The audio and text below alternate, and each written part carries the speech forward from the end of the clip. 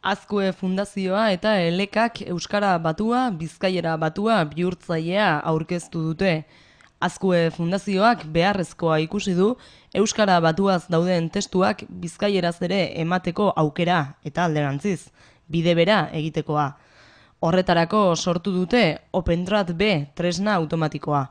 Azkue Fundazioaren xedea baita produktu digital erakargarri eta erabilgarriak eskaintzea. Horretarako euskara modu berrien sustapena eginez, teknologia berriak erabiliz.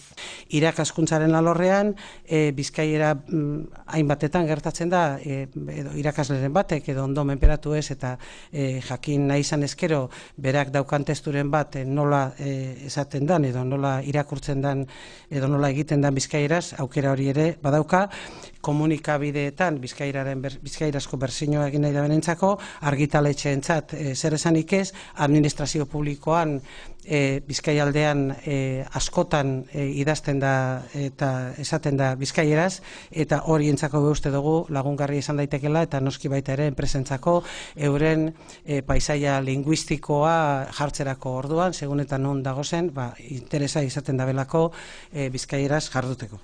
OpenTrad berriak web zerbitzu moduan ere funtzionatuko du. Azkue Fundazioaren zerbitzarian kokatuko da eta herritarren zein instituzioen esku egongo da. Horrela, berria egunkaria bizkaieraz irakurri nahi duenak eskuragarri izango du bihurtzaileari esker barria.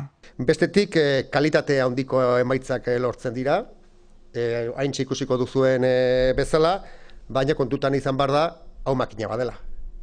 Eta makinak ez daukala, gizakiok daukagun balio bat, edo almen bat, alegia testu ingurua ulertzearena. Eta gertatuko da, kasu batzutan, esaldi hitz baten esan nahia ondo ulertzeko testu ingurua jakin behar dela, bestela ez dagoela ulertzerik. Programa software librea izango da, eta testu formatu desberdinak dekodetzeko gai izango da.